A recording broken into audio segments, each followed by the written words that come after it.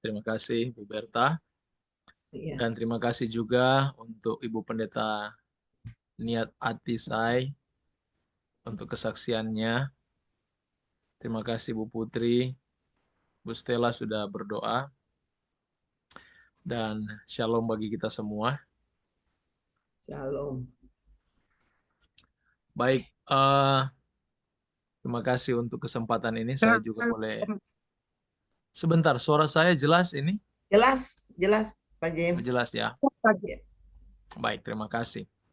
Dan puji Tuhan kita semua di sini boleh bertemu kembali di Care and Grow ini. Saya bersyukur atas kebaikan Tuhan, semua dalam keadaan sehat, dan kita masih boleh sering ketemu ya, walaupun hanya sekali sebulan. Mengingat saya juga banyak pelayanan, jadi Ya. saya tidak bisa selalu yang ada di Care and Grow. Karena sebenarnya memang hari Selasa itu saya sudah punya jadwal. Kadang-kadang saya masih di jalan ya, Ya. biar tahu udah tahu saya bagaimana seringkali di telepon saya masih di jalan. Tapi puji Tuhan pada siang hari ya pada malam hari ini dengan berkat Tuhan kita boleh datang dan saya juga bisa ada di sini on time mengikuti semua kesaksian dan juga doa. Dan saat ini kita akan membahas satu pembahasan yang saya ambil judul mengenai pertobatan Petrus. Sebelum itu mari kita tunduk kepala dan kita berdoa. Bapa kekal, Allah yang maha mulia, Allah Israel, Allah yang kami panggil, kami kenal melalui Yesus Kristus, Tuhan dan Juru Selamat kami. Saat ini Tuhan kami ingin bersama-sama belajar firman. Kebutuhan kami terbesar adalah roh-Mu Tuhan. Berikan pada kami pengertian, hikmat, akal budi, dan kebijaksanaan. Hamba-Mu yang menyampaikan, biarlah Engkau yang akan ditinggikan. Dan sembunyikanlah hamba di balik bayang salib Tuhan, sehingga Engkau yang ditinggikan dimuliakan di tengah umat-Mu, dan kami semua boleh bersuka cita, oleh karena Engkau ya Yesus kami, yang telah menjadi juru selamat kami, yang memberikan kami pengertian takut akan Tuhan. Ini doa kami Tuhan, terpujilah Engkau, dalam nama Yesus, nama yang indah kami sudah berdoa bagimu. Amin. Baik, mari kita buka di dalam kitab Lukas pasal 22. Lukas pasal 22, saya ingin baca dari ayat 24 dengan perikop percakapan waktu perjamuan malam. Jadi ini perikop ini berhubungan dengan percakapan lebih khusus bersama Petrus. Banyak murid-murid di situ. Dan ada hal yang menjadi penekanan pada malam hari ini. Nanti kita lihat itu di ayat yang ke-32. Untuk itu izinkan saya membaca ceritanya dari Lukas pasal 22 ayat 24 sampai ayat yang ke-38. Saudara yang punya Alkitab di rumah boleh baca bersama-sama. Ikuti bacaannya. Terjadilah juga pertengkaran di antara murid-murid Yesus. Siapakah yang dapat dianggap terbesar di antara mereka? Yesus berkata kepada mereka, raja-raja bangsa-bangsa memerintah rakyat mereka, dan orang-orang yang menjalankan kuasa atas mereka disebut pelindung-pelindung. Tetapi kamu tidaklah demikian.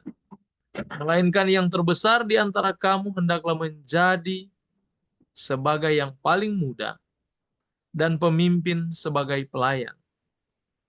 Sebab siapakah yang lebih besar, yang duduk makan atau yang melayani?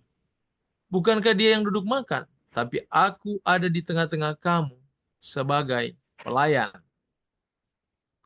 Kamulah yang tetap tinggal bersama-sama dengan aku dalam segala pencobaan yang aku alami. Dan aku menentukan hak-hak kerajaan bagi kamu, sama seperti Bapakku menentukannya bagiku. Bahwa kamu akan makan dan minum semeja dengan aku di dalam kerajaanku, dan kamu akan duduk di atas tahta untuk menghakimi kedua belas suku Israel. Ini janji Yesus kepada murid-murid ya. Simon, Simon, lihat iblis telah menuntut untuk menampi kamu seperti gandum. Tetapi aku telah berdoa untuk engkau supaya imanmu jangan gugur. Dan engkau, jikalau engkau sudah insaf, kuatkanlah saudara-saudaramu. Jawab Petrus, Tuhan, aku bersedia untuk masuk penjara dan mati bersama-sama dengan engkau. Tapi Yesus berkata, aku berkata kepadamu, Petrus, hari ini ayam tidak akan berkokok sebelum engkau 3 kali menyangkal bahwa engkau mengenal aku. Jadi dia katakan, ayam tidak akan berkokok sebelum kamu menyangkal saya 3 kali.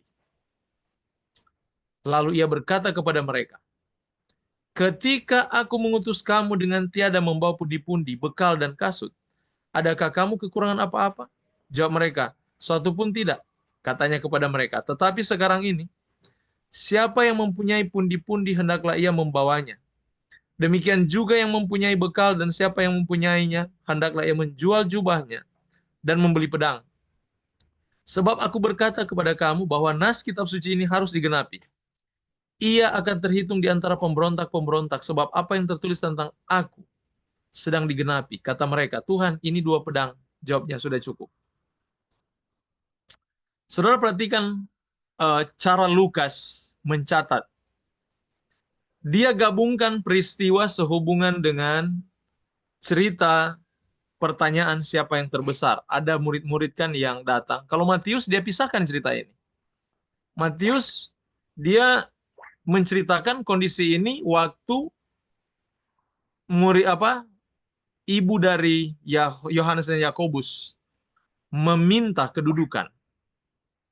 Itu kalau Matius punya penjelasan. Tapi Lukas dia menuliskan ini peristiwa percakapan waktu malam. Jadi sebenarnya kalau kita lihat Matius, Lukas itu nggak ada yang salah. Dia di dalam satu peristiwa yang sama.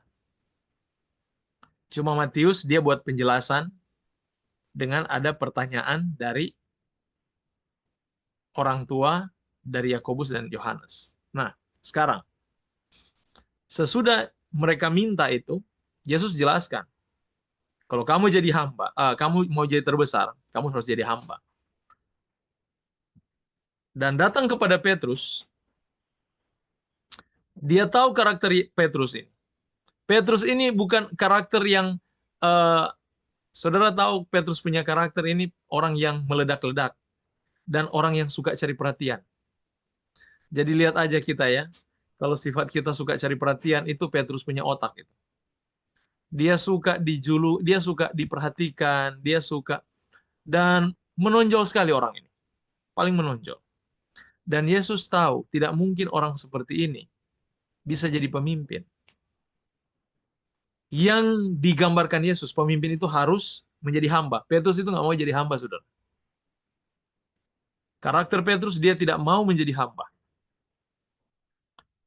Dia mau dia itu jadi bos. Makanya selalu dia yang mendominasi dari para murid ini.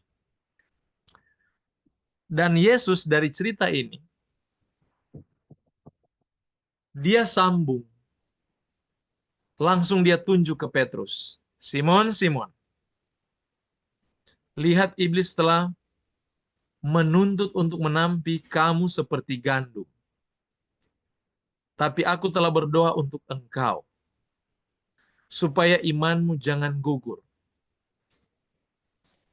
Dan engkau, jikalau engkau sudah insaf, kuatkanlah saudara-saudaramu. Peristiwa ini Yesus amarkan sehubungan dengan peristiwa penyangkalan Petrus. Jadi penampian yang iblis buat sama Petrus itu di dalam posisi waktu mau menyangkal. Ini peristiwa di mana ini? Pengadilan. Yesus diadili. Sudah mau penyalipan. Di dalam pengadilan subuh itu, dia sangkal Yesus 3 kali. Dan waktu dia dengar ayam berkokok, dia teringat peristiwa ini. Dan di situ dia menyesal. Tapi Yesus sudah katakan, Petrus, saya sudah berdoa bagimu. Dan engkau, jikalau engkau sudah insaf. Saya ingin share screen di sini. Untuk kalimat ini. Ada bisa kelihatan sekarang? Saudara bisa lihat di... Kelihatan ya? Iya, Nah, minta maaf kelihatan. saya pakai dia punya ini Bible. Saya gunakan Bible Works. Saya suka membandingkan terjemahannya. Seperti ini King James Version. Dia gunakan and when thou art converted. Kalau di sini bahasa Indonesia ketika sudah insaf. Ini jauh sekali, saudara. Terjemahannya jauh banget. Kalau American Bible, New American Bible, dia lebih menjelaskan arti converted. You have turned back.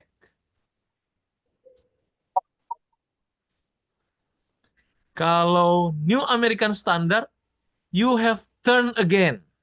Kembali lagi. Sama dengan kembali tadi. Ini yang membedakan. Karena memang dia punya bahasa untuk converted itu epistrevo. Ini epistrevo. Ini dia epistrefas. Bentuk kata kerja participle auris. Nominatif maskulin singular. Ini kalau dia punya bahasa gramatikal ya. Grammar. Tapi dia punya bahasa asli itu epistrevo yang artinya transitively, transit, berpindah. To turn, berbalik. Jadi atau to return, to bring back, ini kembali. Jadi arti di dalam bahasa Inggris bertobat itu ada dua diterjemahkan dalam bahasa Indonesia. Dua-duanya artinya bertobat. Yang satu sering kita dengar dengan kata repent. Saya close aja ini ya. Sudah lihat kan dia punya terjemahan, beda terjemahan. Saya gunakan kata convert atau turn back. Nah, waktu Yesus bilang, Petrus, Simon, jikalau engkau sudah converted, sebenarnya kalau bahasa terjemahkan bebas, dia itu sudah bertobat. Cuma bahasa Inggris itu bertobat ada dua. Convert tadi, dengan repent. Beda convert dengan repent, kalau repent itu, dia bertobat dari pikiran. Jadi dia, menyesal gitu kan. Makanya biasa kalau orang repent itu diikuti dengan apa yang disebut dengan pengakuan, confess. Tapi Yesus, dia tuntut kepada Petrus, itu convert, bukan repent.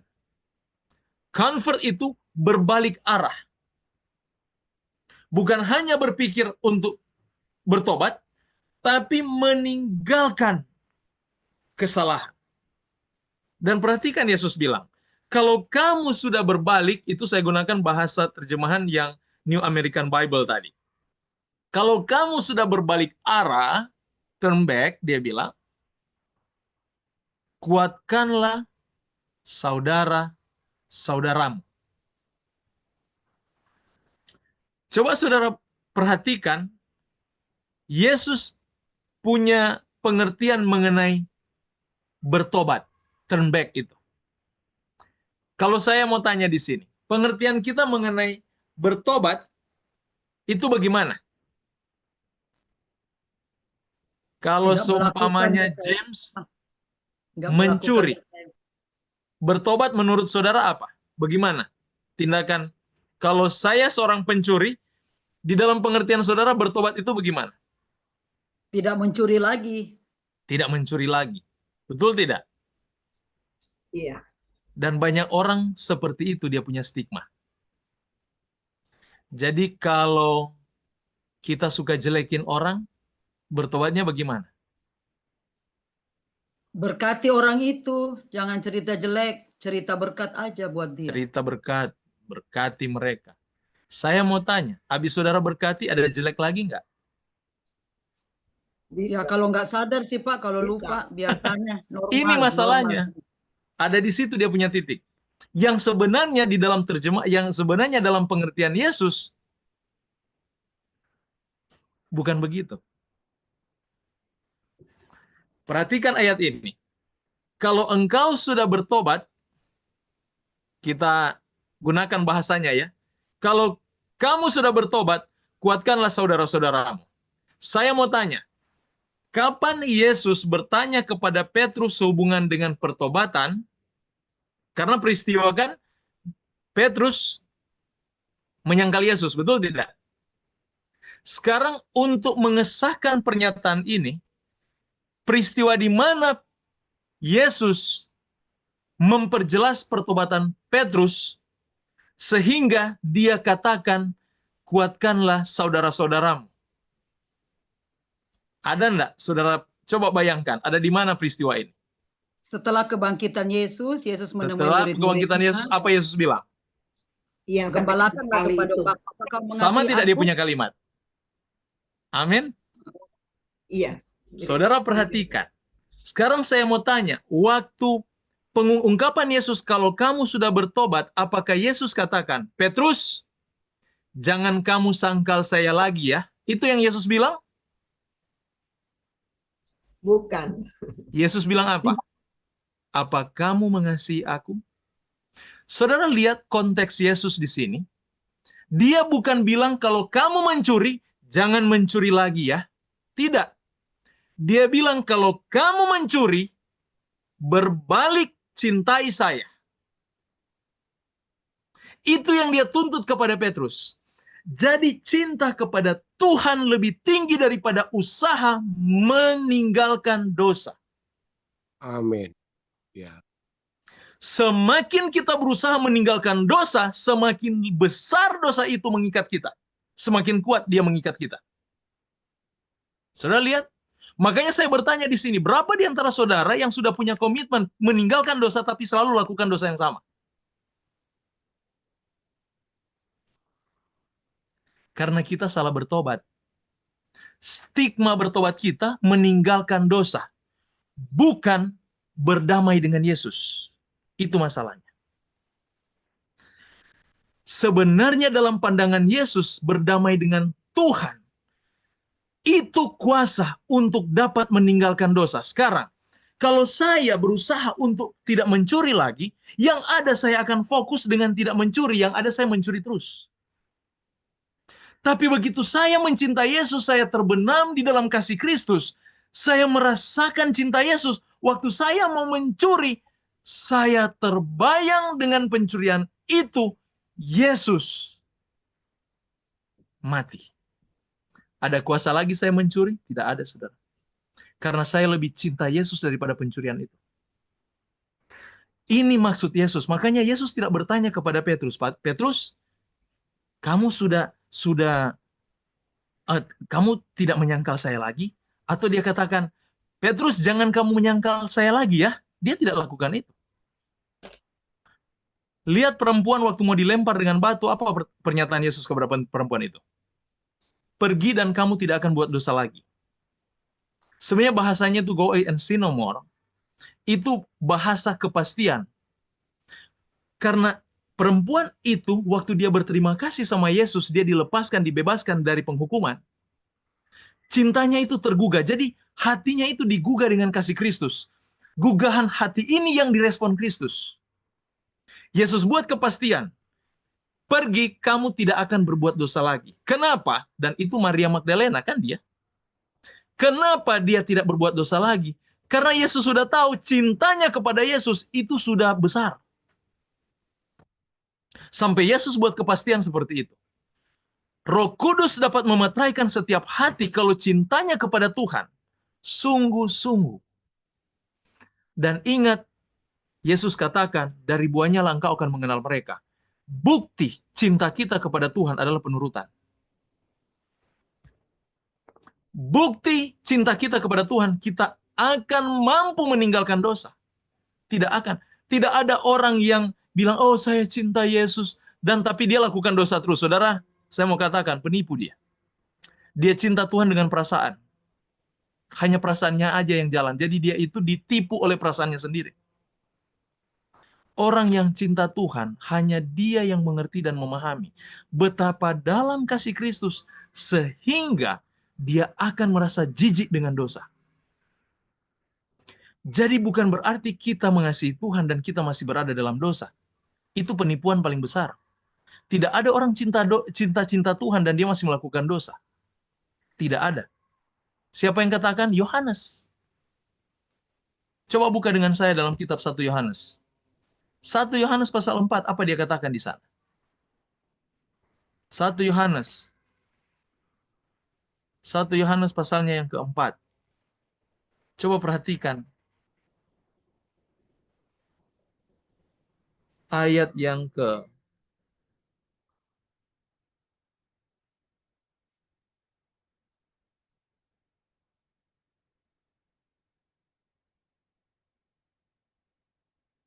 ayat yang ke 1 Yohanes pasal 4. Oh. 1 Yohanes pasal 4, minta maaf ya. Alkitab saya masih. Oke. Nah,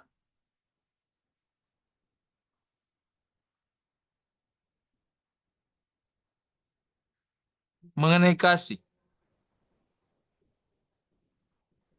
Ayat 11, 12, 13, Pak. Iya.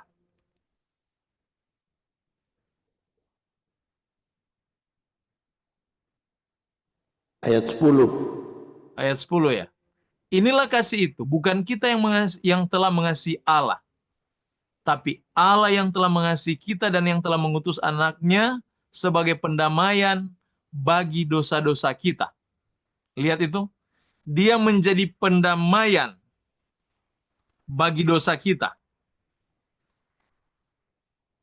Hubungkan dengan 1 Yohanes 3 ayat 6.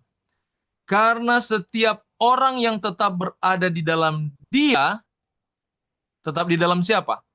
Di dalam Kristus. Ayat 10 tadi dari pasal 4, Allah itu kasih. Saudara perhatikan. Jadi orang yang mengasihi Allah, orang yang ada di dalam kasih Allah, dia tidak akan berbuat dosa lagi. 3 ayat 6 tadi. Berada dalam dia, tidak berbuat dosa lagi. Setiap orang yang tetap berbuat dosa, dia tidak melihat dan tidak mengenal. Saudara lihat, tidak melihat, tidak mengenal. Jadi bukti terbesar orang berada di dalam kasih Allah, dia tidak lakukan dosa lagi. Jadi dengan kata lain, kalau kita berusaha meninggalkan dosa, yang ada saudara kita lakukan dosa terus. Ajakan Yesus kepada kita, sebagaimana dia jelaskan dalam kata pertobatan itu.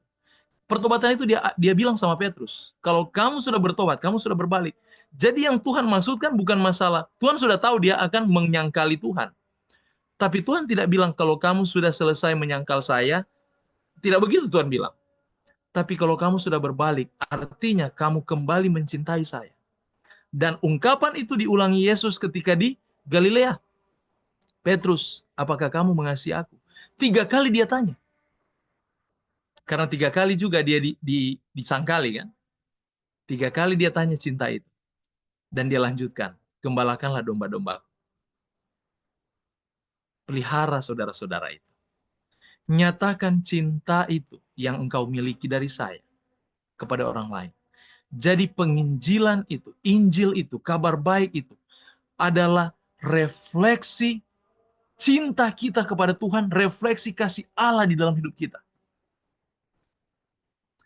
Saya sering bilang ini, tadi juga di Bible Study saya ungkapkan, kalau kita masih marah-marah, kita masih jengkel-jengkel dengan orang, kita masih dendam, kita masih tidak bisa mengampuni. Sebenarnya kasih Allah tidak ada dengan kita. Kita tidak memiliki pengalaman dengan kasih Allah. Kalau kita memiliki pengalaman dalam kasih Allah, secara otomatis karakter itu akan terbuang. Saudara bayangkan saudara menikmati kasih Allah. Saya satu kali tadi saya ceritakan di Bible study saya, di Outreach Ministry. Pengalaman saya pukul anak saya, dia buat pelanggaran yang lalu. Selesai saya pukul, saya sadar. Kesadaran saya pikir, Tuhan, saya melakukan dosa, kamu tidak pukul saya. Tapi mengapa anak saya lakukan salah saya pukul? Saya lakukan dosa, kamu tidak pernah marah-marah sama saya. Tapi kenapa saya marah-marah sama orang yang lakukan salah kepada saya? Akhirnya doa saya selalu saya ganti, saya katakan, Tuhan, izinkan saya selalu menyelami kasih-Mu, supaya saya sanggup untuk mengekspresikan kasih yang kuperoleh daripadamu kepada orang lain. Makanya benar apa Yesus katakan. Yesus tidak bilang begini, kasih itu kasih sesama manusia seperti dirimu sendiri, dan kasih Allahmu, kasih pada Allahmu. Betul kan? Mana lebih dahulu Yesus bilang? Kasih kepada Allah dahulu atau kasih sama manusia? Kasihilah Tuhan Allahmu dengan segenap hatimu, dengan segenap jiwa ragamu. Karena kenapa? Kalau kita merasakan kasih Allah, kita akan mampu menyalurkan kasih itu kepada sesama. Sedangkan Allah yang tidak kelihatan, kita bisa setia, apalagi yang kelihatan manusia sesama. Makanya kita harus dahulukan lebih dahulu itu, dalami dan selami betul-betul Allah punya cinta. Yesus punya kasih. Kalau kita hanya mengasihi Yesus, merasakan kasih Yesus karena kita mungkin dapat proyek atau mendapatkan sesuatu yang baik dalam hidup kita, itu tidak cukup, saudara. Kasih Allah itu akan selalu ada dalam hati sekalipun engkau dalam keadaan kesusahan. Engkau akan merasa damai di tengah-tengah kesusahan. Di tengah-tengah sakit sekalipun, kita tidak akan mengeluh. Yang ada, kita akan damai. Setiap konsekuensi hidup akan kita terima. Tapi kepastian yang paling besar dalam jiwa, kasih Allah yang menginspirasikan pikiran dan jiwa, itu akan menggugah hati dan membawa kita kepada damai sejahtera itu. Dan itu yang akan membuat kita jauh dari kekhawatiran. Sehingga kita akan mampu menyatakan dosa adalah dosa, salah adalah salah. Tapi hidup kita akan selalu terpantul karakter Kristus yang lemah lembut itu, yang penuh dengan cinta itu, yang penuh dengan pengampunan itu akan menginspirasi jiwa untuk masa kekekalan. Biarlah pekerjaan pertobatan yang didefinisikan Yesus menjadi bagian kita semua, dan Tuhan Yesus memberkati kita. Amin. Amin. Aduh, luar biasa.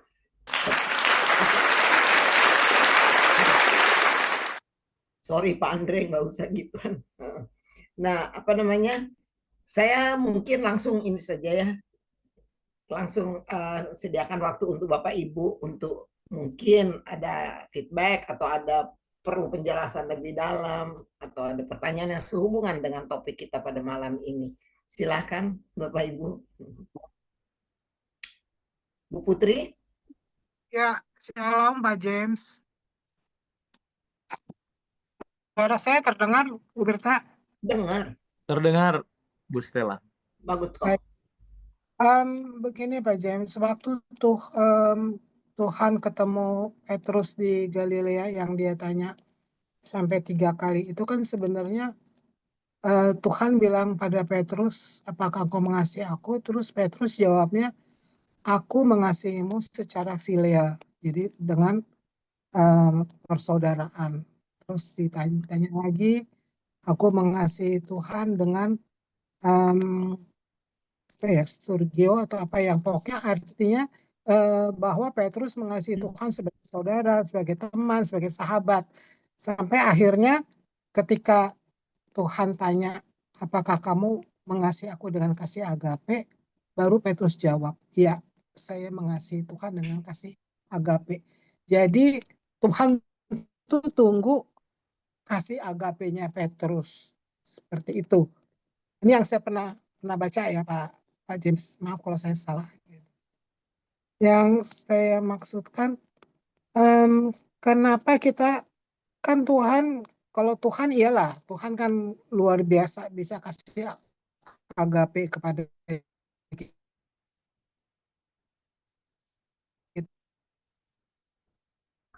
Putus-putus. Putus, sis. Putus-putus suara.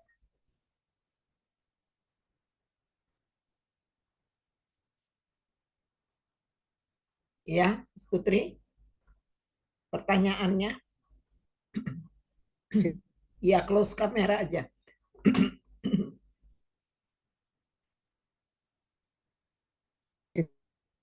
Masih putus-putus, nggak keluar suaranya.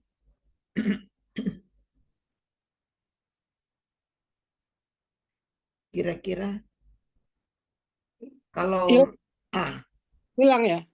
Iya, Sekarang hilang. Iya, sudah keluar. Oke, silakan lanjut. Oke. Jadi Pak James, jadi Tuhan itu mau si Petrus mengasihi Tuhan tanpa syarat dengan kasih agape. Nah, yang pertanyaan saya, mengasihi dengan kasih agape itu kok berat banget ya Pak James? Karena kan kalau mengasihi dengan kasih agape, mengasihi tanpa syarat, kita mengasihi orang yang menganiaya kita, mengasihi orang yang jahat sama kita, itu berat loh Pak James. Apa emang harus begitu kita mengasihi? Terima kasih Pak James. Iya. Langsung aja Pak James. Masih mute. Oh ya. Jadi tadi bilang, tunggu saya sharing dulu ya. Sebenarnya ceritanya ini. Coba perhatikan. Kelihatan sekarang? Ya. Yohanes 21 ayat 15. Ini dia gunakan kata agapas. Jadi Yesus tanya begini. Petrus, apakah kamu agape sama saya? Agapas, agapao. Itu agape itu kasih kepada Allah. Pertanyaan Yesus pertama dan kedua sehubungan dengan pertanyaan agape, kasih kepada Allah. Jawaban Petrus dari 1 sampai 3 selalu phileo. Ini dia bilang. Agapas, terus dia bilang, yes Lord, you know that I love you. Lihat di sini, dia gunakan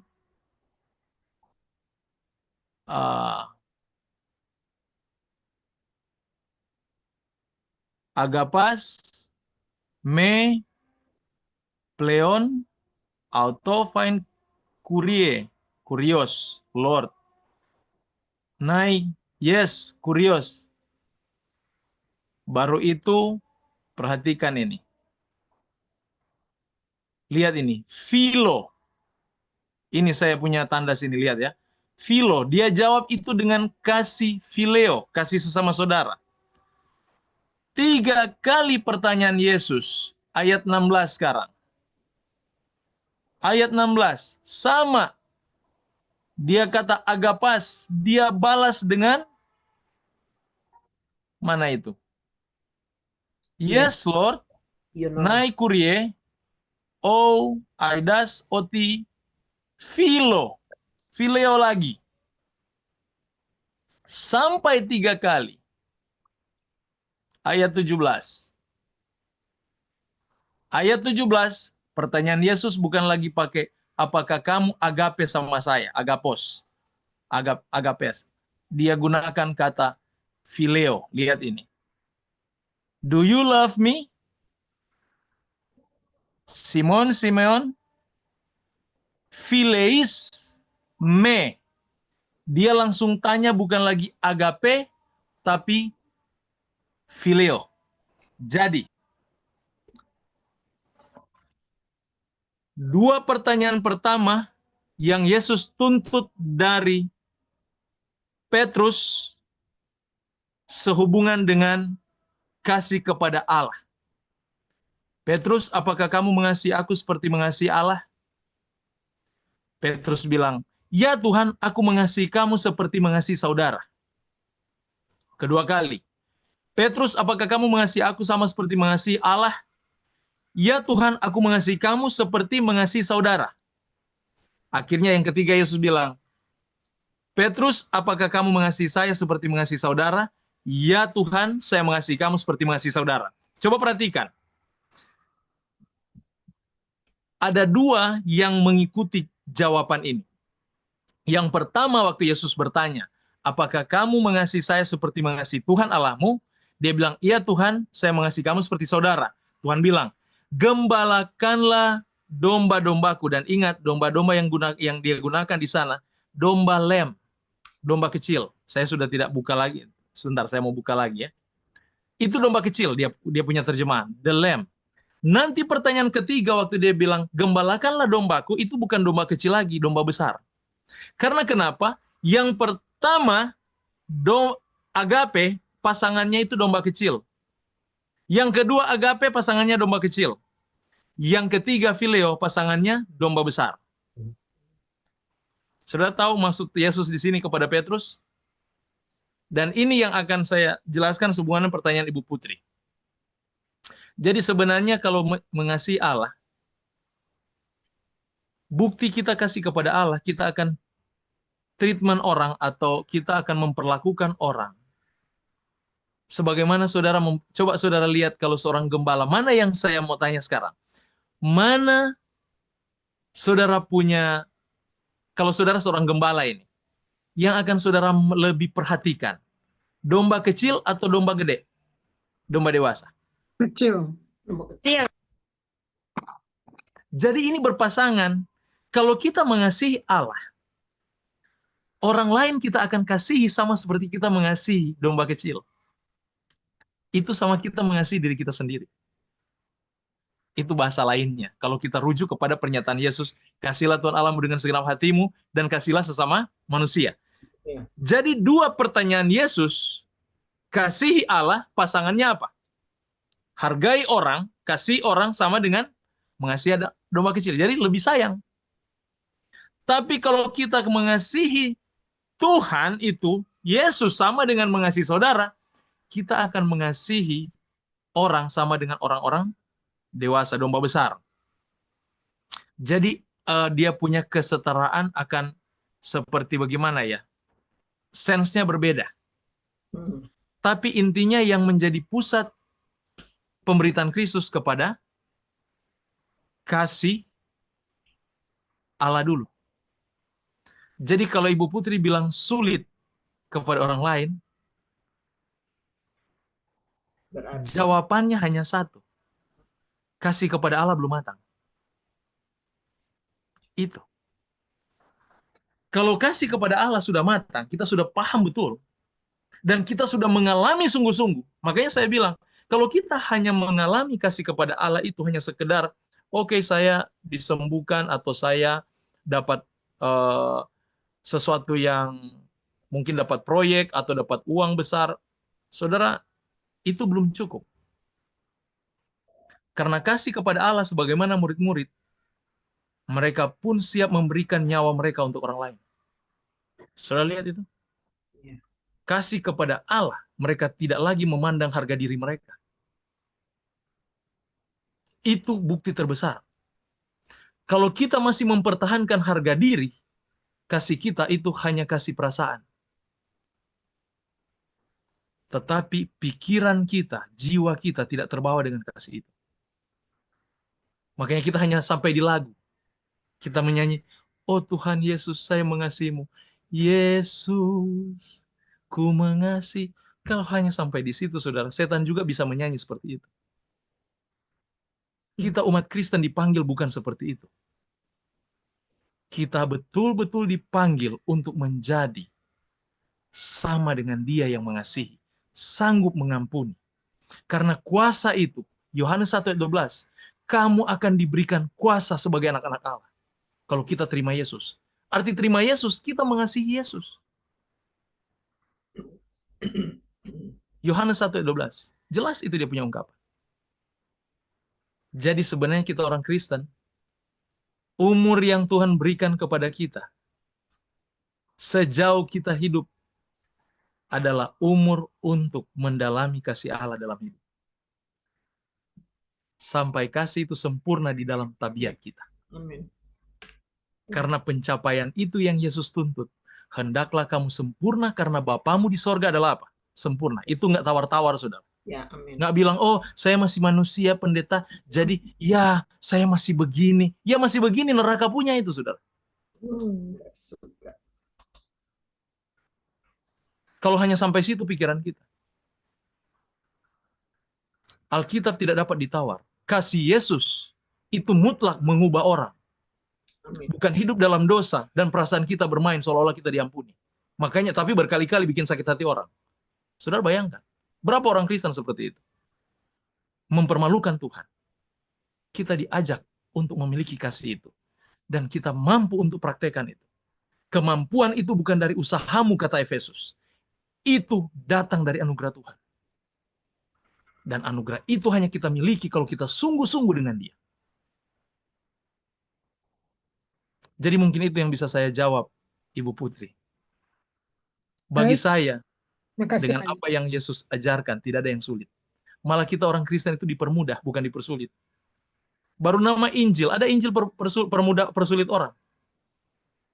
Apa arti Injil? Kabar baik atau kabar sulit?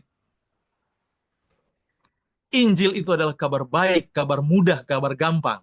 Tidak ada kita bilang sulit di situ. Yes. Dan kita diajak untuk itu. Tuhan memberkati, Ibu Putri. Terima kasih. Iya, makasih. Silakan Pendeta Pastor Christine. Sudah Langsung angkat tangan dari Pendeta tadi, Christine. sudah capek. Udah pegel tuh tangan. Haleluya, shalom, terima kasih. Baik, saya sangat terberkati dengan apa yang disampaikan hari ini. Pastor James, saya langsung bertanya ya, mengaplikasikan apa yang baru saya dengar, saya teringat dari Amsal 27 ayat 5 dan 6, bahwa lebih baik teguran yang nyata-nyata daripada kasih yang tersembunyi, dan seorang kawan itu memukul dengan maksud yang baik, tetapi seorang lawan mencium secara berlimpah-limpah. Pertanyaan saya, Pastor, sebagai seorang leader yang memimpin satu yayasan sudah 18 tahun, kami pelayanannya kebanyakan ke penjara, ke lapas. Nah, di lapas itu ada ketentuan yang berlaku, misalnya tidak boleh ganti HP dan lain sebagainya. Di antara kami ada yang melanggar. Tentu saya tegur, Pak. Ya, tetapi teguran tersebut dianggap saya terlalu cerewet, saya leader yang otoritas dan lain sebagainya. Dianggap sebagai seorang yang pemarah, ya, karena sedikit-sedikit mengingatkan saya dalam rangka menegur, Pak. Karena kalau saya tidak tegur, akibatnya kalau berganti HP, anak yang di lapas, napi dalam hal ini, itu akan ditambah hukumannya. Dan bagi yayasan itu akan dilarang untuk melayani lagi. Karena melanggar peraturan yang notabene bukan saya buat. Bagaimana saya mengaplikasikan kasih Allah kalau ketika saya menegur, saya justru dianggap pemarah. Saya justru dianggap tidak punya kasih. Padahal saya mengasihi, makanya saya tegur.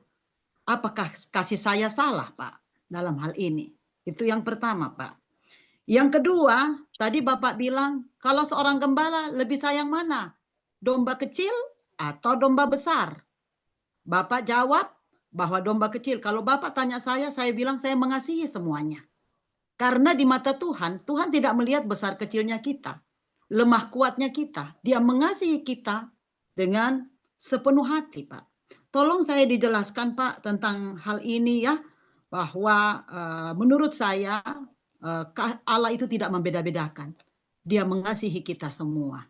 Nah, demikian pula halnya yang saya terapkan di dalam yayasan saya, bahwa saya mengasihi semua, mau yang senior, mau yang paling lemah sekalipun, saya perhatikan karena semua kita pasti punya masalah. Selama masih hidup, kita pasti punya masalah yang mungkin berbeda kadarnya.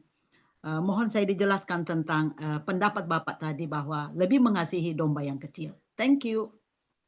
Baik, terima kasih, Pastor Christine. Saya jawab dulu yang kedua ya. Saya tadi buat satu, apa mau bilang ya, synchronize antara ungkapan Yesus dengan agape dengan domba kecil, lamb. Karena waktu Yesus tanya, Petrus, apakah kamu mengasihi aku seperti mengasihi Bapa, agape, kasih kepada Allah. Dan Yesus punya pasangan, dia nggak bilang domba besar. Dia gunakan kata lem, domba kecil. Jadi hal ini yang saya jelaskan secara konteks. Bahwa kalau kita menyerap kasih Allah, perasaan kita untuk mengasihi orang lain sama dengan kalau kita menggembalakan domba, otomatis kita lebih lebih perhatikan yang kecil. Itu maksudnya. Yang saya mau ambil di sini sense-nya untuk mengerti konteks yang Yesus bawa itu. Kenapa dia berpasangan antara agape dengan lem? Yang terakhir phileo dengan domba besar. Jadi sense itu yang saya mau jelaskan. Kalau masalah kasih ya betul, kita sepaham. Kita kasih semua. Tapi kasih kita sesama pun itu tidak akan bisa capai kasih yang Yesus maksudkan kalau kita tidak memiliki kasih Allah yang sesungguhnya. Semoga itu bisa dipahami. Dan yang pertanyaan pertama. Saya mengalami hal itu dulu waktu saya menjadi seorang penatua di jemaat. Saya bilang sama anak-anak, jangan main handphone. Dan itu diumumkan. Dan suatu kali mereka tertangkap main handphone. Saya tidak memarahi mereka. Saya panggil mereka ke ruangan. Dan saya tanya, apa yang kalian lakukan? Kenapa kalian di sini? Kami main handphone, kami mau ambil handphone kami. Saya bilang, kalian bersalah sama saya atau sama Tuhan? Bersalah sama Tuhan. Kalau begitu ambil tempat masing-masing, kalian berdoa. Minta ampun sama Tuhan. Dan mereka berdoa sudah. Selesai itu, saya panggil, saya peluk mereka, dan saya berdoa dengan mereka. Waktu saya menjadi seorang guru di salah satu sekolah internasional, seorang anak yang paling bandel, sedikit-sedikit kena punishment. Dan biasa di sekolah ini, kalau anak yang paling bandel, mereka pasti kirim kepada saya. Saya tidak hukum anak ini. Saya panggil dia ke belakang. Dan ketepatan anak ini bukan Kristen. Dan saya bilang, saya mau bawa kamu ke Tuhan saya. Baik, sir. Saya tidak hukum kamu. Hukuman kamu bertemu dengan Tuhan saya. Dan saya doakan dia. Sampai akhirnya, dia tidak lakukan kesalahan yang sama. Anak itu berhasil, sekarang dia di Australia. Jadi apa yang saya mau ungkapkan di sini? Seringkali attitude kita, sikap kita, itu akan membuat kesimpulan dari orang yang melihat kita. Kita tidak boleh salahkan orang yang memberikan kesimpulan kepada saya. Saya tidak pernah mempersalahkan orang membuat kesimpulan kepada saya. Saya terbuka pikiran. Tapi setiap kesimpulan yang orang lakukan, itu adalah feedback. Kalau pepatah orang tua dia katakan tidak mungkin ada asap, tidak ada api. Tidak mungkin dia mengungkapkan satu kata yang berbeda dengan apa yang dia lihat. Itu tidak mungkin. Jadi kalau sampai orang dia konklusikan, dia simpulkan bahwa kita itu kasar, kita bertobat. Kita harus berubah. Kita itu jadi cermin, mereka itu cermin. Karena ingat, Amsal bilang yang memuji kita atau yang memuji, menegur atau apa, itu bukan mulut kita, mulut orang lain. Jadi kalau saya mengalami itu, berarti attitude ini, sikap ini yang kita harus rubah. Kalau di gereja saya, makanya kemarin waktu saya buat pembekalan untuk para diakon-diakones, saya kasih tahu. Seorang hamba itu adalah tempat sampah. Hamba Tuhan itu tempat sampah, bukan bos. Makanya Yesus bilang kita itu memimpin umat, bukan memimpin sama seperti memimpin pemerintahan-pemerintahan. Ketepatan saya tugasnya di Pas Pampres, jadi saya ajukan itu. Coba lihat. Mereka terlambat suruh push up. Jemaat terlambat, saudara suruh push up, pulang dia nggak akan ke gereja lagi seumur hidup. Jemaat tidak digaji. Mereka datang terlambat, saudara tegur dia terlambat, dia akan pulang, tidak akan pernah gereja lagi. Lihat itu karakter umat. Berani dia tersinggung sekali, nggak akan muncul dia di depan kita lagi. Dan pekerjaan hati, pekerjaan Roh Kudus, izinkan mereka lihat Yesus sama kita. Makanya saya tanya sama jemaat saya, pernah kalian lihat saya marah? Nggak pernah, pendeta. Karena sejahat-jahatnya kelakuan mereka, sesalah-salah mereka lakukan kepada saya selalu rendah hati dan bawa mereka ke depan. Saya pernah dimaki. Saudara pikir saya nggak pernah dimaki sama umat? Saya dimaki-maki.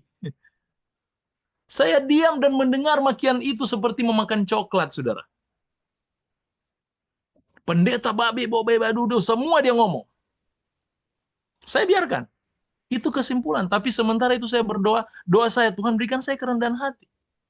Kalau saya lebih tinggi dari dia, bahaya. Setan akan gunakan saya. Selesai dia ngomong, saya tidak ngomong. Namanya orang menuduh kita salah, pikiran kita hanya dua. Bertobat atau tetap. Hanya itu pikiran. Tidak ada pembelaan. Kalau saudara sudah dibilang, Pendeta James, pendeta terlambat, kita mau bikin alasan apa itu? Pendeta James, pendeta sudah salah, kita mau kasih alasan apa itu? Nggak ada alasan. Namanya salah di pandangan orang, itu salah selamanya. Tidak ada alasan. Jadi kita yang menerima itu, yang harus kita pikirkan hanya dua. Kita berubah, atau kita tetap tidak berubah. Hanya itu saja. Jangan ada alasan, diam. Jadi waktu itu, waktu selesai, dimaki-maki. Saya bukan satu dua kali, saudara. Jangan pikir saya. Selesai itu saya ajak berdoa dia. Saya serahkan itu sama Tuhan. Saya pun tahu, selain saya yang salah, dia pun salah di dalam mengambil kesimpulan. Tapi saya tidak mau bela diri. Saya tetap tunjukkan bahwa saya hamba Tuhan. Tidak ada amarah. Kenapa? Saya mengasihi orang ini sementara tersesat di dalam pikirannya. Karena dia marah karena tidak memahami saya. Jadi saya berdoa dengan sungguh. Saya minta Tuhan buat pengertian, kasih pengertian. Selesai itu saya peluk, saya rangkul, saya tidak ngomong apa-apa. Dan saya hidup seperti biasa, seperti tidak ada masalah. Saya jadikan dia sahabat. Saya jadikan mereka itu saudara.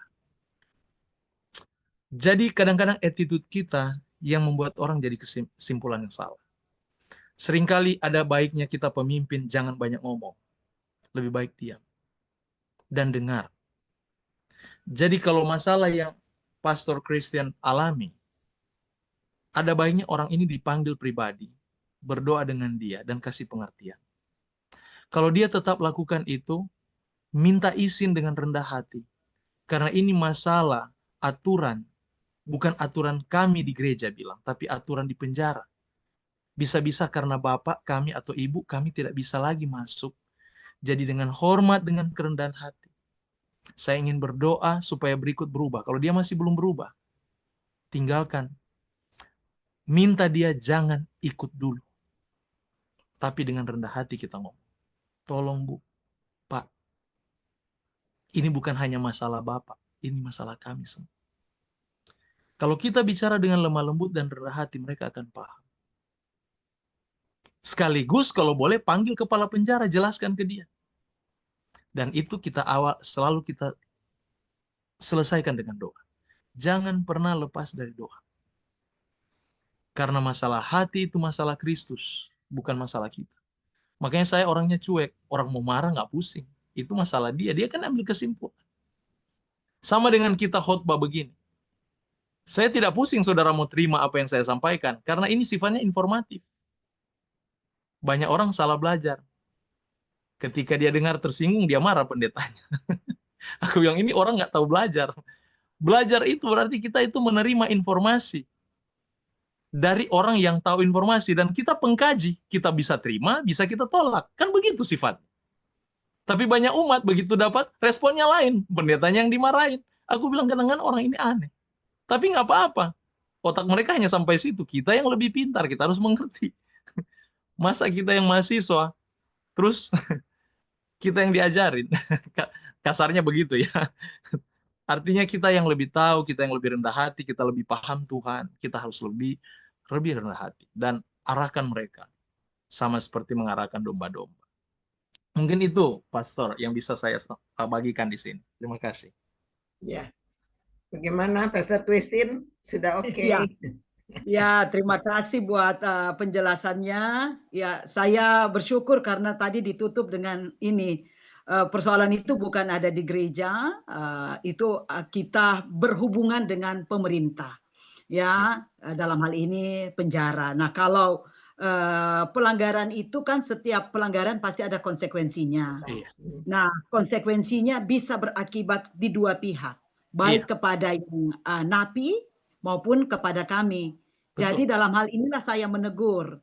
Nah, kalau teguran seperti itu tadi saya harus biarkan, bagaimana itu, Pastor? Ya, Jangan karena biarkan, harus ditegur.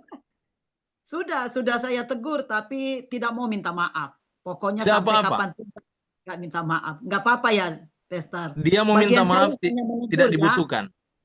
Iya, Tidak bagian perlu. saya hanya menegur. Iya, tidak perlu meminta maaf. Yang penting dia berubah. Oke. Yang penting bagian saya sudah menegur dan tadi Pastor sudah mengingatkan jalan keluarnya kalau dia nggak mau ditegur, ya, dan malah bikin masalah saja terus.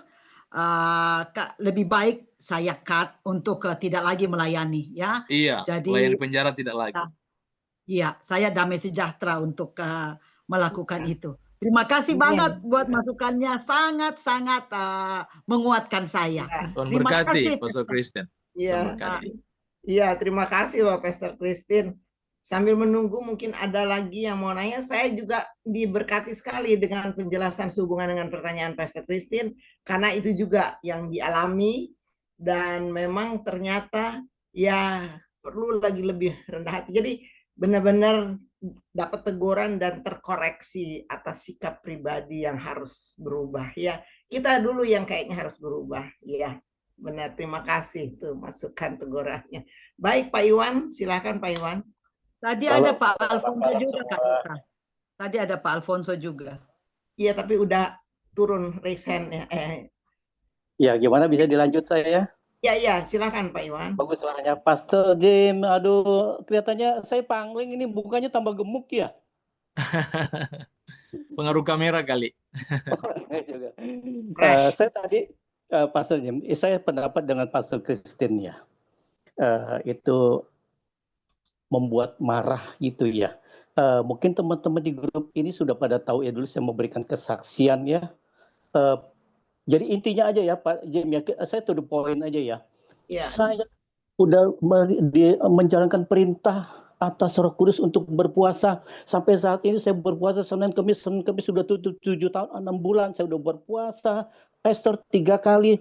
Tetapi pada saat menjalankan puasa Pak James, itu di rumah itu ada nenek-nenek, itu arti kata ya warisan dari orang tua saya lah ya, mama sambung, itu ya bikin saya jengkel loh Pak James. Jadi pada saat saya puasa saya sudah menyatu dengan firman Tuhan, dia itu membuat saya marah. Tadi Pastor Christine kan maksudnya, saya juga maksudnya baik, itu menegur untuk kebaikan gitu loh. Tetapi dia nyerocosnya itu kayaknya nyerocos terus, kayaknya saya lagi puasa, aduh. Akhirnya saya terpancing juga dengan emosi itu Pak James. Jadi kata ya dalam hati saya, gue percuma nih puasa kayak begini. Tapi kan nggak mungkin saya mau batalin puasa saya. Yang penting saya lanjutin aja puasa saya gitu. Tetapi kemarahan itu kayaknya berulang-ulang terus Pak James. Saya padahal udah apa namanya, dikata ya saya udah mengerti ya, jangan sampai saya marah, tapi selalu ada lagi gitu. Jadi saya berpikir ya Tuhan, saya disuruh berpuasa, saya jalankan puasa, tapi saya kayaknya saya nggak bisa mengendalikan emosi begitu. Begitu juga di grup-grup yang lain itu ya, Bu Berta ya. Saya memberikan kesaksian begini, terus ada yang mengatakan, oh si Iwan itu so tahu segala apa. Nah, saya mengkelap gitu loh. Mengkelap ngerti ya, jadi saya emosi. Jadi saya jawab lagi, saya bilang, kamu jangan jadi jago kandang. Kalau bisa keluar memberikan kesaksian, memberikan firman. Bahwa firman itu hidup dan nyata. Itu kamu harus sampaikan bahwa jangan takut berikan firman. Dan jangan diam. Itu kan beritanya kan begitu kan, kayak gitu. Nah, bagaimana Pastor James sama Pastor Kristen ini kayak tadi sependapat dengan saya, bagaimana cara ngatasinya begini. Tapi atas perintahnya saya tidak berhenti. Karena saya di usia semakin tua, usia 72. Saya hanya berpuasa ingin memberikan diri kepada Tuhan. Saya ingin membersihkan dosa-dosa saya dari kehidupan saya. Tetapi ada aja tuh batu sandungan yang bikin saya jengkel gitu pada saat puasa. Itu terima kasih Pak James. Tolong pencerahannya. Jadi selalu mengalami musibah pas puasa ya Pak Iwan. Ini sama dengan cerita ibunya Samuel. Dia itu disakiti waktu di gereja. Kisah Samuel kan ibunya kan begitu. Iya. Hana kan, iya. Iya. Dia disakiti waktu di gereja. Di luar enggak. Tapi saya ambil positifnya di sana. Saya tidak tahu pengertian puasa dari konteks Pak Iwan bagaimana. Tapi pengertian saya puasa itu the quality time with Christ. Quality time with Jesus. Kualitas waktu yang berkualitas dengan Tuhan. Puasa itu bukan bergantung kepada tidak makan, tidak minum. Kalau kita bergantung dengan itu, namanya itu demo. Orang-orang lakukan itu di DPR. Tapi quality time artinya begini. Saya lupa makan, lupa minum karena saya sementara lagi hot dengan Tuhan. Nah, itu dia. Jadi, makanya kesaksian Pak Iwan saya tangkap positifnya. Kemungkinan Tuhan sementara membawa Pak Iwan kepada kualitas itu. Diizinkan, karena begini ya, Tuhan itu seringkali dia mengizinkan kelemahan orang untuk menjadi senjata mendidik kita. Contoh, dia gunakan orang kafir, orang Babel untuk mendidik orang Israel. Dia gunakan orang Mesir kekafiran untuk mendidik umatnya. Lihat itu. Jadi kadang-kadang Tuhan izinkan orang-orang yang saya katakan dalam tanda kutip tidak berakhlak untuk mengganggu kita. Mereka berdosa, tapi dosa mereka itu bisa menjadi alat Tuhan untuk membentuk kita. Di saat apa? The quality of time with Jesus. Jadi waktu kita memiliki kualitas hubungan dengan Yesus, masuk pencobaan itu, di situ kualitas itu diuji. Kalau kita respon, berarti kita bukan puasa namanya. Jangan respon dengan cara kita. Namanya kan kalau ibaratnya kalau kita lagi orang anak-anak, kalau anak-anak ya lagi main game, kadang-kadang lupa waktu. Udah makan kamu belum? Ntar lagi mah, lagi hot ini. Atau kita lagi kerja, lupa waktu. Nah, itu sama dengan kita sementara berhubungan. Yesus lakukan 40 hari, 40 malam, itu demikian. Dia memiliki quality time with his father. Sampai dia nggak mau diganggu. Musa lakukan hal yang sama di atas gunung. Jadi kalau kualitas kita bisa diganggu, kualitas kita sudah rusak dari awal. Jadi sebenarnya kalau kualitas kita sementara berada di dalam puncak dan ada gangguan, yang ada orang yang terganggu terikut dengan kualitas kita. Jangan kita terikut dengan kualitas mereka. Paham maksud saya? Jadi sebenarnya ketika kita diganggu, dia akan ikut berpuasa dengan kita. Bukan kita ikut marah dengan dia. Itu artinya kualitas waktu dengan Tuhan. Tidak ada terang cari gelap, yang ada gelap cari terang. Kenapa suasana itu gelap? Karena ada terang. Tidak ada terang. Tapi selama kita punya terang, gelap itu akan jadi terang. Jadi Pak Iwan sementara dituntun untuk maju satu langkah. Pak James, potong Pak James. Halo. Ya, silakan Pak Iwan. Saya berpuasa itu bukan, kalau tidak diperintahkan oleh Roh Kudus, ada suara bersuara, Pak Jim, Bu Beta udah pada dengar kesaksian dari dulu pada saya kan udah pada denger ya. Kalau bukan Roh Kudus yang menyuruh saya puasa, nggak mungkin saya seperti sampai saat ini, sampai 7 tahun 6 bulan saya berpuasa terus. Roh Kudus berkata di dalam diri saya, ada suara di dalam dada saya, dia bilang berpuasalah. Tidak ada orang, ada suara, tidak ada speaker di dalam dada saya, di dalam tubuh saya, suaranya begitu menggema, itu perintah. Suruh berpuasa, berarti kan saya kan dikasih kesempatan untuk bertobat, Pak James. Saya lakukan itu. Saya menyatu dengan firman Tuhan. Akhirnya firman itu penuh dengan kuasanya. Saya bisa menyatakan bahwa firman itu hidup dan nyata. Di situ saya memberikan kesaksian bahwa firman itu hidup dan nyata loh. Saya bilang begitu. Udah berapa kali itu? Jadi firman itu ya begitu hidup dan nyata, itu bukannya mantra, saya bilang. Itu ada kuasanya apabila kamu dengan puasa. Menyatu dengan firman terus begitu. Itu aja sih. Jadi saya berpuasa itu, kalau umpamanya Bu Berta, Pak Iwan puasa, enak aja. Suruh saya puasa. Makan sate nggak ngajak, kita suruh puasa ngajak saya. Menurut saya. Iya. Ya kira-kira kayak begitu. Nah, iya, saya mengerti Pak Iwan. Jadi bukan masalah itu yang bukan masalah puasa Pak Iwan itu yang tapi ada satu hal yang Tuhan ingin bawa Pak Iwan untuk lebih baik lagi. Jadi untuk menanggulangi sekarang pertanyaan, untuk menanggulangi itu, izinkan orang-orang yang mengganggu kita, itu yang saya katakan tadi. Jangan kita yang terlibat dengan mereka. Izinkan mereka yang terlibat dengan kita. Doakan bersama. Baik.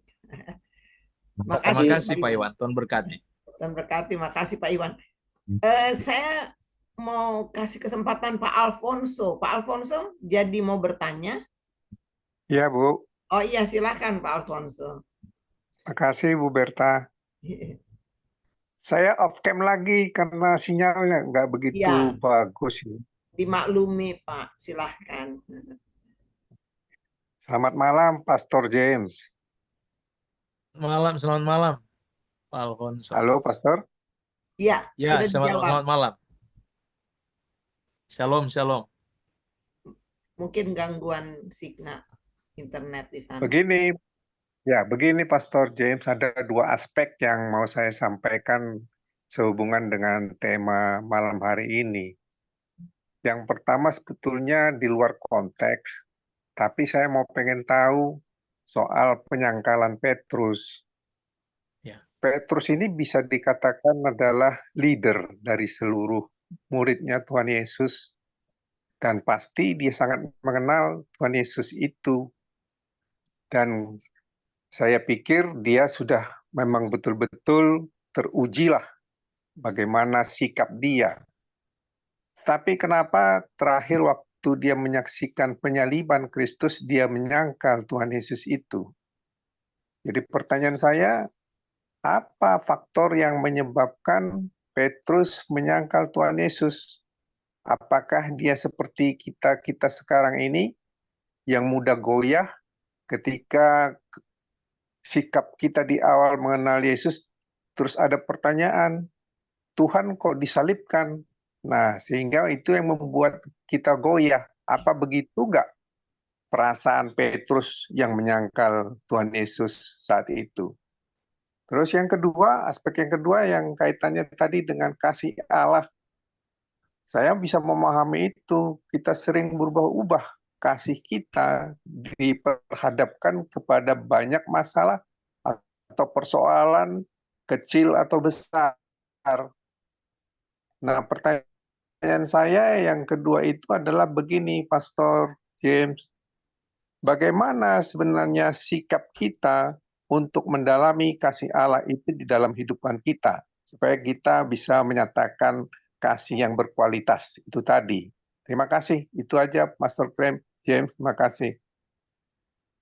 Terima kasih. Ini bagus pertanyaan dari Pak Alfonso.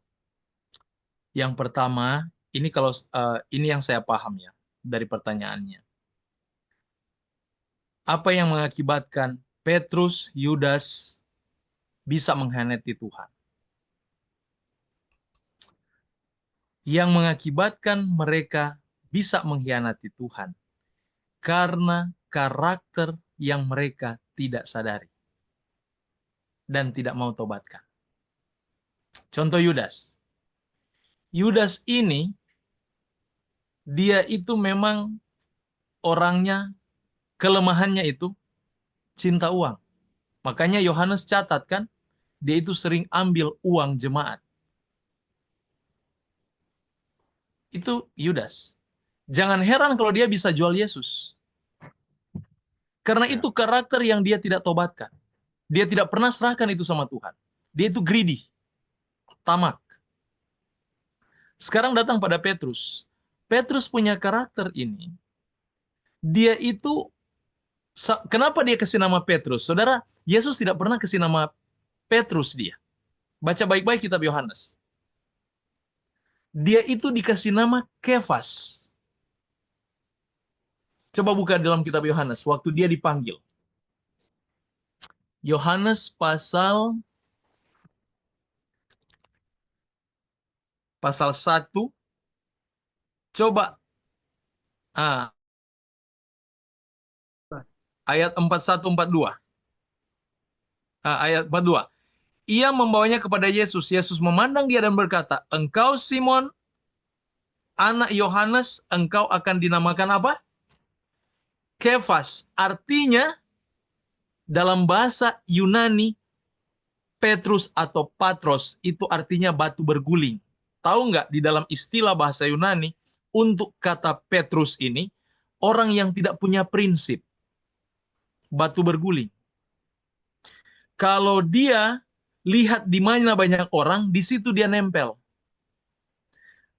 Makanya Yesus, karena banyak orang dekat dengan Yesus, dia seolah-olah jadi murid Yesus. Kalau banyak orang tolak Yesus, dia seolah-olah melawan Yesus. Itu karakter dia. Makanya dia batu berguling, kasih nama Kefas. Artinya Petrus. Karena Yesus melihat karakter dia. Dan karakter ini kalau tidak diserahkan sepenuhnya, akan memenuhi nubuatan Yesus. Saya mau tanya, apakah Tuhan pernah tentukan Yudas yang akan menjual Yesus? Tidak pernah. Catatan kitab Sakaria jelas bahwa akan ada yang menjual dia. Tapi tidak pernah ditentukan Yudas. Tapi kenapa Yudas yang memenuhi tuntutan itu? Karena karakter Yudas tidak pernah bertobat. Dan akhirnya dia yang ada di tengah-tengah Yesus melakukan nubuatan itu. Sama dengan kita di akhir zaman. Karakter di akhir zaman sudah dicatat dalam kitab Timotius. Bahwa orang-orang di akhir zaman akan cinta uang. Cinta diri. Tidak suka berdamai. Garang. Dan berapa itu dia punya poin di sana. Dan itu karakter itu kalau ada sama kita dan kita tidak pernah tobatkan. Kita tidak pernah berbalik kepada Yesus. Karakter itu akan memenuhi nubuatan. Dan kita menjadi pelaku nubuatan itu. Jadi pertanyaan Bapak semoga bisa terjawab di situ. Bukan masalah yang lain. Kenapa Yesus harus disalibkan? Yesus pun disalibkan karena karakter bangsa ini. Stigma yang sudah terpasang dalam pikiran mereka, Tuhan Yesus akan datang dalam kemuliaan membebaskan mereka dari bangsa Roma. Makanya waktu Yesus datang dengan seorang anak kecil di palungan, mereka tolak. Mereka salib dia karena dari awal stigma mereka sudah salah. Sama dengan kita orang Kristen. Makanya kenapa Paulus katakan kepada Timotius, perhatikan ajaran. Karena ajaran yang kita anggap benar, kalau itu tidak kita sadari satu kesalahan sekalipun, kita akan penuhi nubuatan-nubuatan ini. Dan ujung-ujungnya, sebagaimana Yudas yang setia dengan Tuhan, dia pun yang menyalibkan Tuhan, menjual Yesus. Jadi itu dia punya masalah. Mereka tidak pernah kenal. Makanya kita itu dipanggil untuk mengenal karakter kita. Saudara belajar Alkitab, masuk gereja, dengar khotbah, itu ke orang lain. Pasang bagi diri sendiri, kenali siapa engkau. Selama kita tidak kenal kekurangan kita, kita akan jauh dari Tuhan dan kita tidak akan pernah bertobat. Roh Kudus tidak ada kuasa untuk mengubah kita, kecuali kita menyerahkan hati kita kepadanya. Itu dia. Semoga bisa terjawab, Pak, sehubungan dengan pertanyaan yang pertama. Dan pertanyaan kedua, boleh diulang, saya lupa tadi. Pertanyaan yang kedua, sehubungan dengan Ya, pertanyaan yang kedua tuh tentang kasih Allah. ya, Bagaimana kita bisa mendalami. mendalami? Iya. Saya mau tanya dulu ibu-ibu. Siapa yang suka sinetron di sini? Pernah mengalami apa yang disebut dengan, kalau orang muda cepat sekali ya, coba perhatikan. Semakin mereka, dan ini kejiwaan kita, ini secara psikologi, kita itu alaminya begitu. Sesuatu yang kita sukai, kita akan menjadi serupa dengan apa yang kita cintai. Ibu-ibu cinta Korea, dengan rambut mereka, mereka rubah jadi orang Korea. Mereka lupa mereka itu orang Manado, orang Papua, orang Batak. Iya. Betul kan? Iya. Karena kenapa? Kena lo yang lain tuh sama Pastor James. Presentasi hubungan dia dengan Tuhan dibanding dengan sinetron atau drakor masih lebih besar drakor. Makanya dia lebih kepada drakor karakternya daripada kepada Yesus.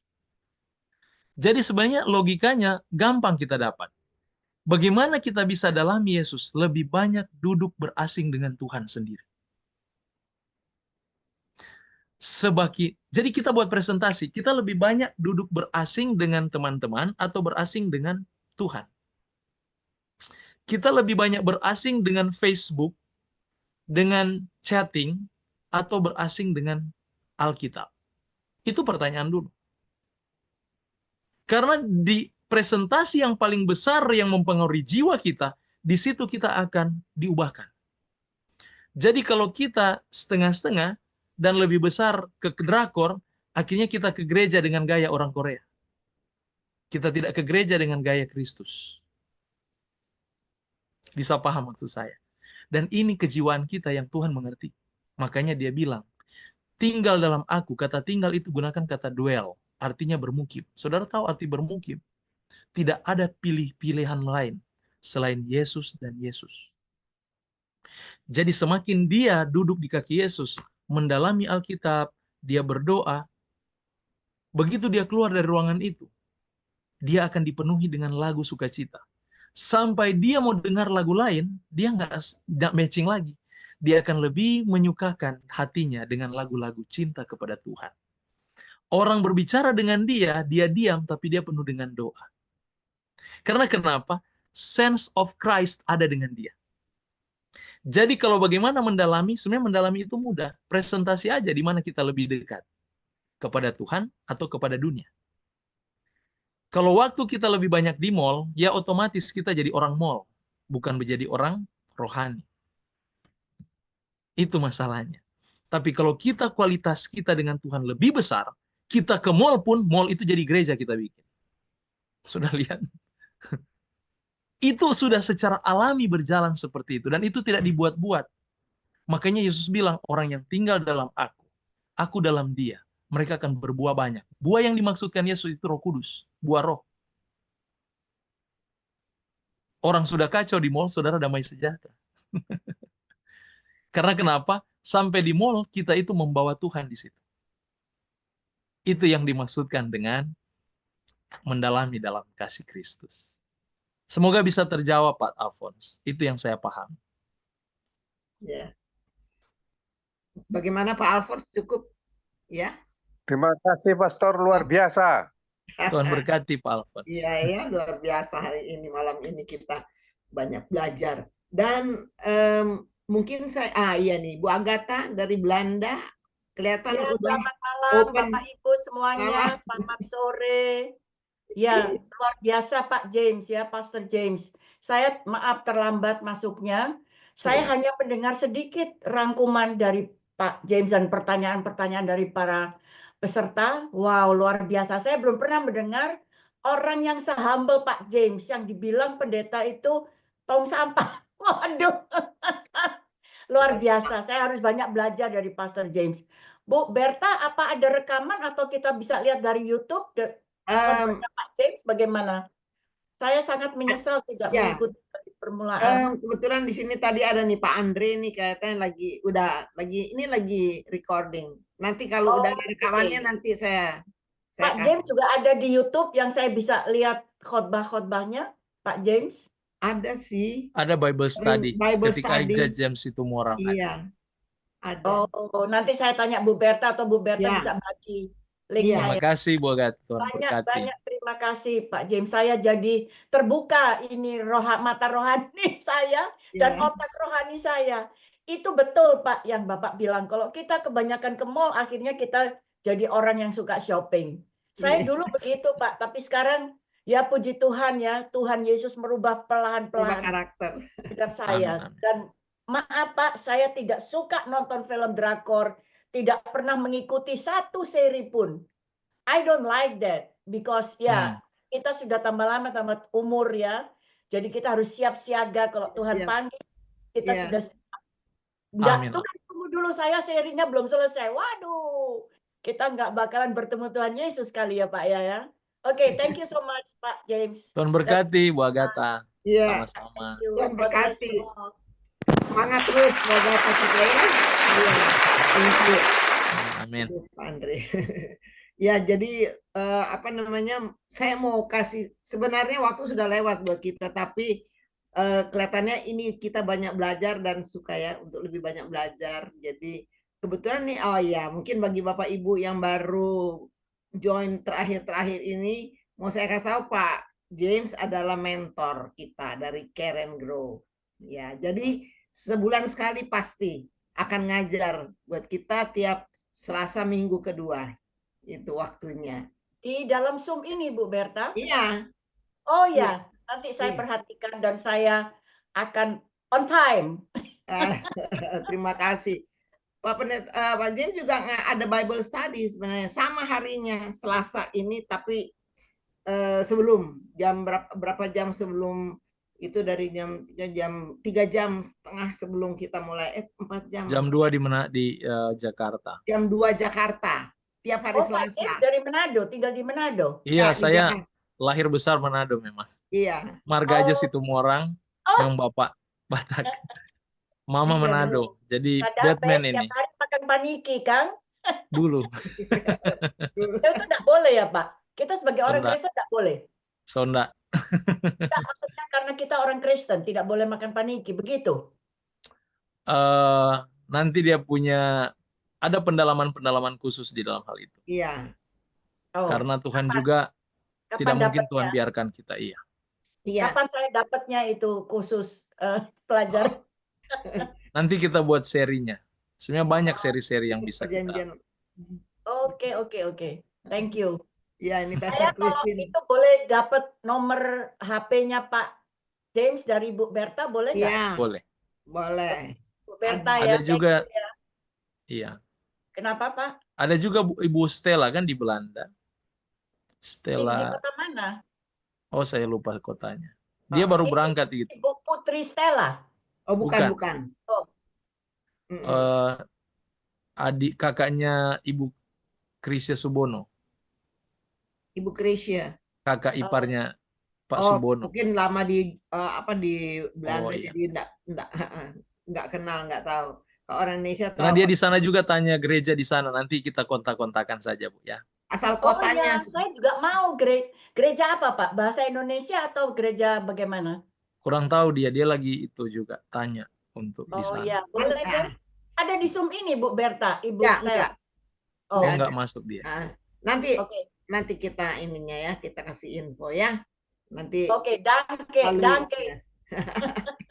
Iya, sama-sama. Terima kasih. Aduh, seru. Ya, baik kalau begitu saya mau kasih kesempatan lagi nih.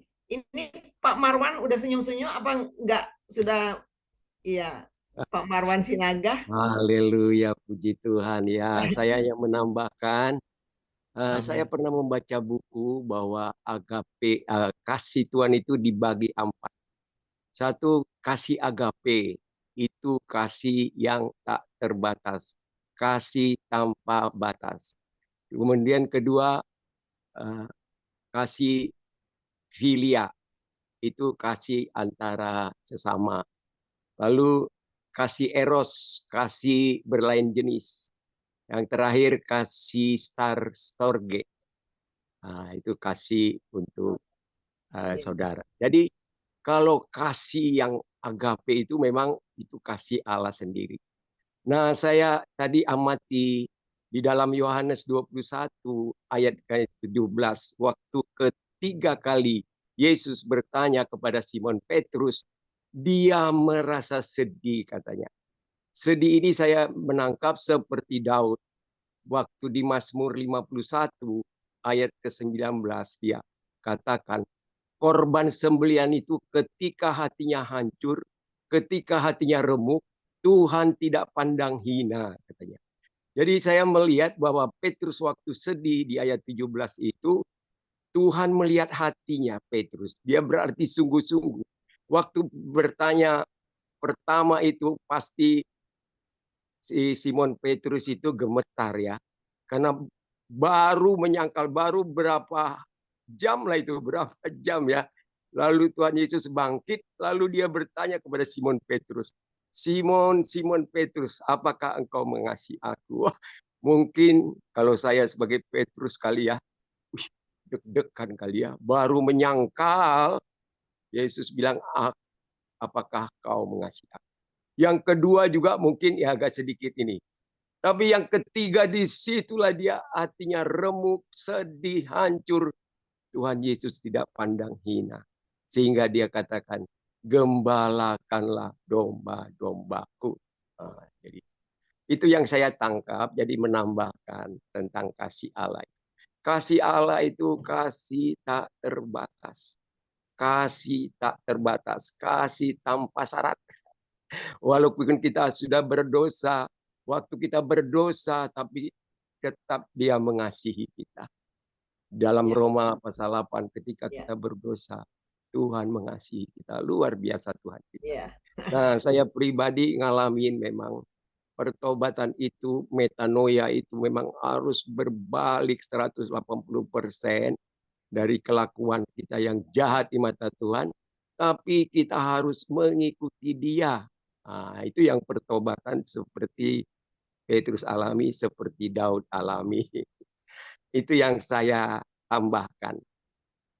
Ya. Itu saja Ibu Berta. Ya. Oh iya, terima kasih. Cuma ada koreksi memang, bukan baru beberapa jam setelah, kan ini setelah Tuhan Yesus bangkit.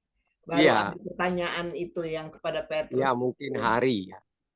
Iya. Tapi pasti ya deg-degan. Koreksi aja sedikit. Iya, baik. Kalau begitu, ini kita akhiri sampai di sini.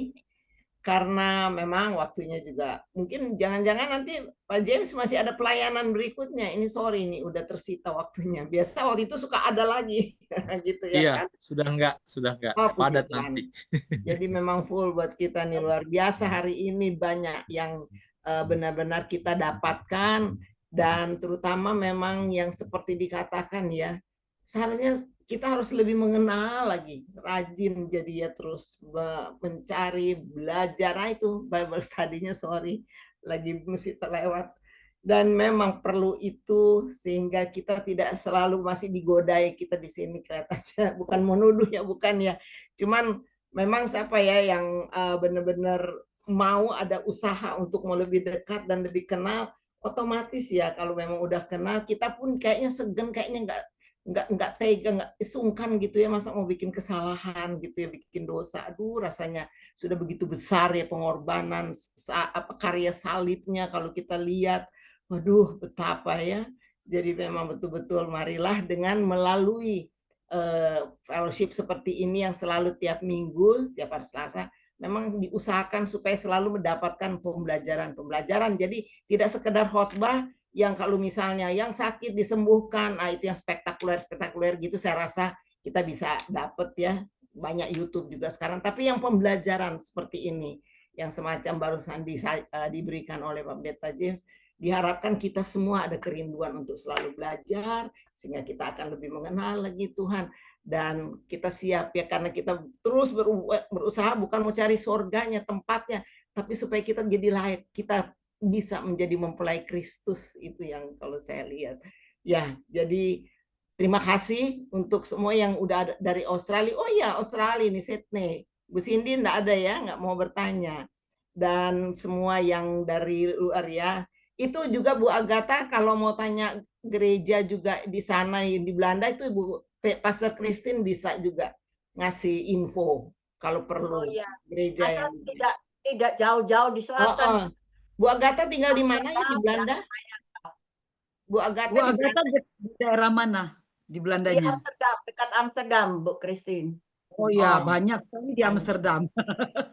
Ya, tapi yang harus cocok ya. Iya. Kalau kayak pengajaran Pak James mau saya, karena sudah dimulai pendeta itu adalah tong sampah. Ini, waduh, itu Jadi tidak ada, sampah. saya belum pernah dengar itu. Biasanya pendeta itu kayak, waduh, gimana gitu ya Pak ya. Iya, itu Ya. paradigma lama tuh, Bu Agatha. Hah? Jadi Gimana? bukan tongnya, justru memang sampahnya jadi sampah. Ya, Gitu. Jadi itulah yang di. Saya mau tanya Pak James, itu backgroundnya Gunung Lokon atau Gunung Lenang tuh Pak? Backgroundnya. Ada gunung tuh. Hanya apa ya, wallpaper aja aku buat. Oh, saya kira betul. Saya di Jakarta ini. Oh, di Jakarta. Oke. Ya. Thank Saya you Bu lagi- Pendeta dan semua Bapak Ibu, Pak James. Thank you so much. Memberkati Bu Agatha. Terima kasih God ya bless Bu you. Agatha.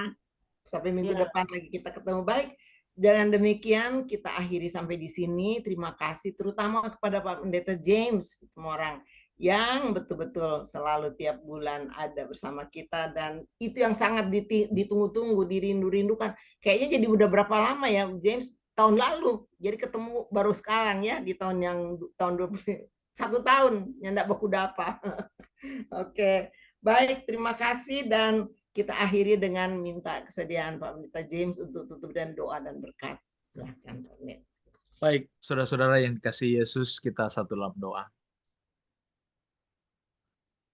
Ya Allah kami, Allah Trinitas, Bapa, Putra, dan Roh Kudus, kami kenal dan kami panggil melalui Yesus Kristus, Tuhan dan Juru Selamat kami. Bersyukur kami saat ini Tuhan atas kebaikan dan kasih anugerah-Mu. Kami boleh bersama-sama belajar mengenai firman-Mu, terlebih pengalaman pertobatan Petrus. Biarlah Engkau meteraikan pelajaran ini dalam hati kami. Berikanlah kepada kami hati seorang hamba. Berikanlah kami hati seperti-Mu ya Tuhan. Berikanlah kepada kami hati yang mau bertobat, sebagaimana pertobatan yang Tuhan inginkan, untuk mengembalikan kami kepada cinta-Mu ya Bapa. Oh Yesus Juru Selamat kami akan meninggalkan ruangan ini. Namun sebelumnya hamba ingin berdoa bagi saudara-saudara hamba-Mu yang hadir pada malam hari ini, maupun yang sudah meninggalkan lebih dahulu ruangan Zoom ini. Biarlah Engkau memberkati mereka dalam segala usaha dan tanggung jawab. Memberkati mereka Tuhan di dalam segala upaya mereka, terlebih dalam pertumbuhan kerohanian mereka. Biarlah Engkau Allah yang akan selalu menuntun mereka. Dan di dalam segala kebutuhan-kebutuhan mereka, Engkau yang akan memenuhi. Hamba berdoa ya Tuhan, ketika mereka berdoa kepadamu, biarlah Engkau sendengkan telingamu untuk mendengar segala doa-doa yang mereka sampaikan. Ya Yesus, Juru Selamat kami, apabila ada yang sakit di antara saudara-saudara hamba-Mu ini, biarlah Engkau temui dan Engkau jamah penyakit mereka. Jika Tuhan berkenan, Engkau boleh pulihkan sama sekali, sehingga mereka dengan tubuh yang sehat dan diberkati, boleh memuliakan Engkau. Kami semua yang dalam keadaan sehat, biarlah Engkau berikan hikmat, akal budi, dan kebijaksanaan, sehingga kami boleh mampu untuk menjaga kesehatan kami, sebagai anugerah Tuhan dalam hidup kami, sehingga kami boleh selalu menyembah Allah, di dalam roh dan kebenaran, di dalam tubuh yang sehat dan diberkati. Ya Tuhan kami, demikian juga dalam segala kebutuhan finansial kami. Biarlah Engkau penuhi sebagaimana Engkau yang berjanji, yang akan memelihara kami. Untuk itu hamba berdoa, biarlah segala usaha tangan saudara-saudara hamba-Mu ini tidak akan menjadi sia-sia. Apa yang mereka kerjakan Tuhan, semua boleh berhasil. Tambahkanlah Tuhan pengetahuan. Tambahkan kepada mereka iman, pengharapan, dan kasih. Sebagaimana janji-janji-Mu yang Engkau ungkapkan dalam firman-Mu. Dan ketika kami akan meninggalkan ruangan ini juga Tuhan, izinkan hamba untuk menghadapkan segala berkat ini bagi saudara-saudara hamba yang dikasihi, yang oleh mereka Engkau mati dan darah-Mu tertumpah ya Yesus. Saudara-saudaraku yang kekasih, terimalah berkat Tuhan pada malam hari ini. Apabila engkau dengan tekun dan setia memperhatikan segala ketetapan-ketetapannya, dan engkau mengasihi Tuhan Allahmu dengan segenap hatimu, dengan segenap jiwa ragamu, sebagaimana juga engkau akan sanggup mengasihi sesamamu manusia, sama seperti dirimu sendiri. Maka apabila engkau tetap setia kepada Tuhan, segala berkat-berkat ini akan menjadi milikmu. Tuhan memberkati dan melindungi engkau. Tuhan akan menyinari wajahnya kepadamu dan memberikan engkau kasih karunia. Tuhan menghadapkan wajahnya kepadamu dan memberikan engkau damai sejahtera. Kasih Allah Bapa, Putra, dan Roh Kudus akan menyertai dan memelihara imanmu hari ini sampai selama-lamanya. Dan biarlah Kristus yang kita sembah akan selalu menyertai kehidupan kita dan menginspirasikan setiap pikiran kita dan hati kita, karakter, perkataan, perbuatan kita akan menjadi sempurna serupa dengan Tuhan yang kita sembah itu. Biarlah segala puji hormat hanya bagi Engkau ya Yesus kami. Demikian firman-Mu dan berkat-berkat-Mu telah kami terima saat ini. Dan kami semua yang menerima berkat Tuhan, sama-sama katakan, amin. Amin, amin. Amin. Terima Amin. kasih. Amin. Kita semua Amin. Terima kasih, Pastor James. ya sudah mendapatkan pembelajaran lagi malam ini. Terima kasih.